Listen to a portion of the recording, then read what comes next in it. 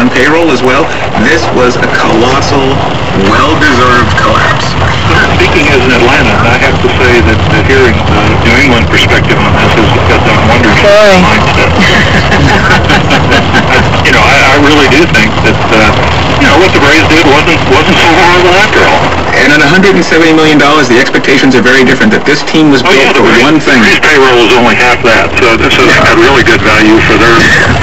So you made it feel half as bad, Mark. Yeah, that's true. I think that the Braves can look in the mirror and feel only half as terrible about themselves tomorrow.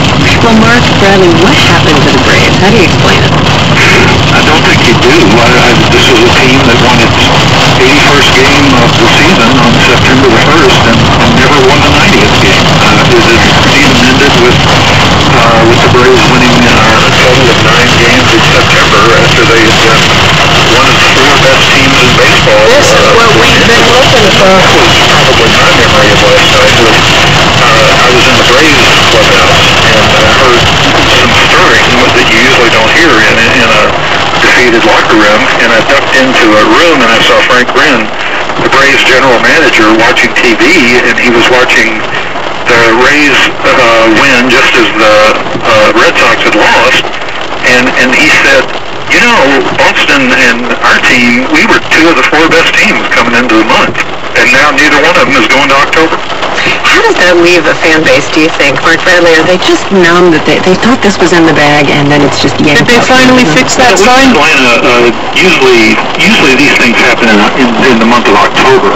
This just happened a month earlier. The Braves have had a long history. This would have been the 16th time they'd been to the postseason since 1991, and they'd only won the World Series one of those years. So we've gotten a little bit jaded here as to the failings of this team, but this one was pretty remarkable in that they came from so far ahead to have it end in the 13th inning of the 162nd game. But this is the Atlanta Braves situation is not the Boston Red Sox. They're not the Philadelphia Phillies. They're a good team. They're on their way. They've got good players. They made the playoffs last year. But this was not a team that was constructed with one goal in mind, which is to win a world championship like Philadelphia.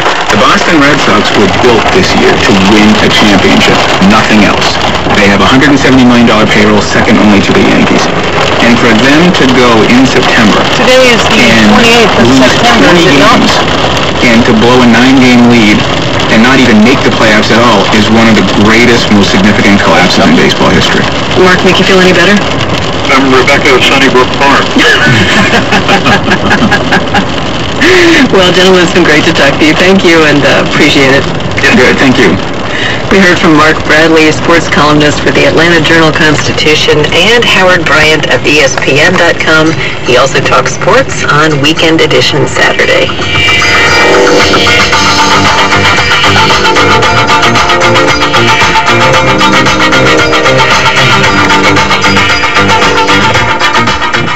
You're listening to All Things Considered from NPR News.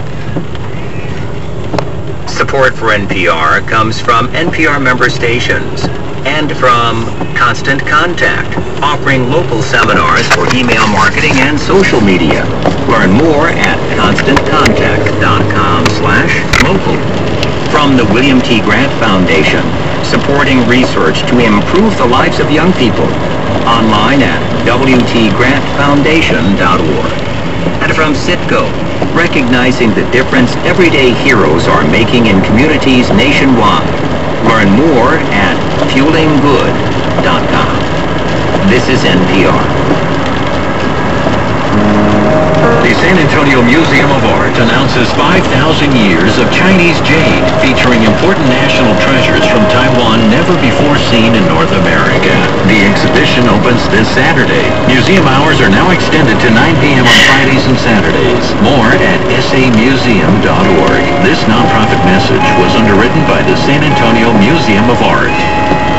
AIA San Antonio presents The Nature of Circumstance, a lecture by architect Peter Bolin on Wednesday, October 5th at the Pearl Studio as part of its 2011 lecture series. This free event will be at 6 p.m. with a reception and book signing immediately following the lecture at the Center for Architecture. More information is at AIASA.org. This nonprofit message was underwritten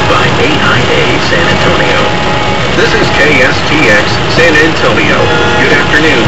It's 5 o'clock.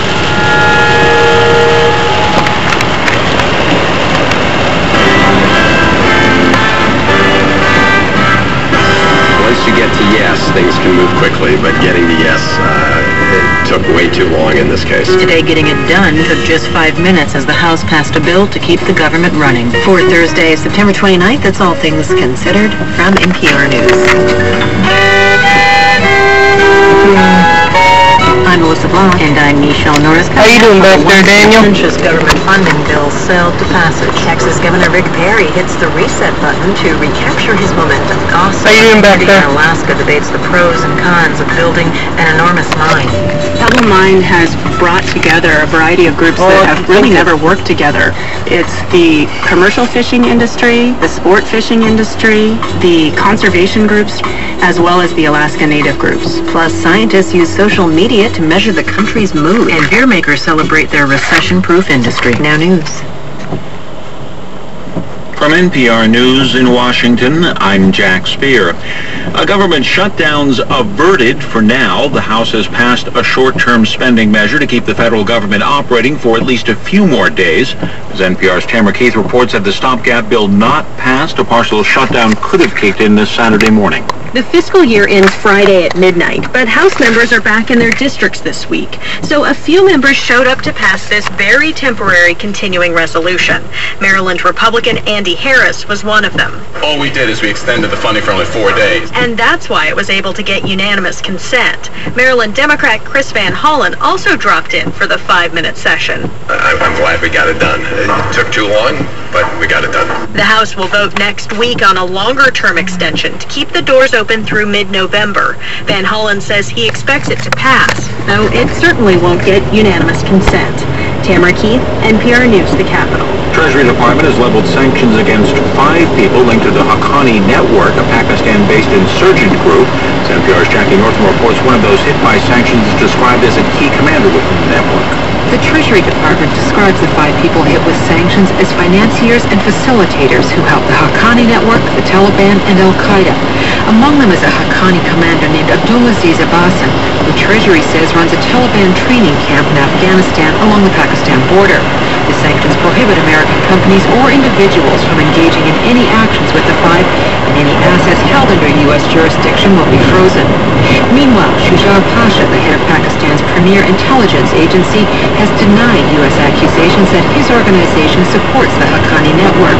Pasha said the intelligence agency never paid a penny or provided a single bullet to the insurgent group. Jackie Northam, NPR News, Washington. The White House says at the moment there are no plans to recall the U.S. ambassador to Syria. That follows an incident where Robert Ford's motorcade was pelted with tomatoes and eggs as he arrived for a meeting with a Syrian opposition figure. The ambassador was not injured. Economic growth was a bit more robust during the second 3 months of this year than first thought. That's based on the government's upward revision of its second quarter gross domestic product number. According to the Commerce Department, GDP, the broadest measure of goods and services in the U.S. economy, expanded at a 1.3% annual rate. Where economist Hugh Johnson says the economic numbers are still nothing to write home about. The economy overall, whether we measure it by employment or gross domestic product, I think it's September 29th. Very, very anemic pace. When revising the GDP number upward, the government said it's stronger than expected spending by consumers and export growth above previous estimates. Blue chips held on to some of their gains, though an early morning rally faded slightly heading into the afternoon. Still That didn't last as long as I'd have liked. 43 points, closing 11,153. NASDAQ lost 10 points. The S&P 500 rose 9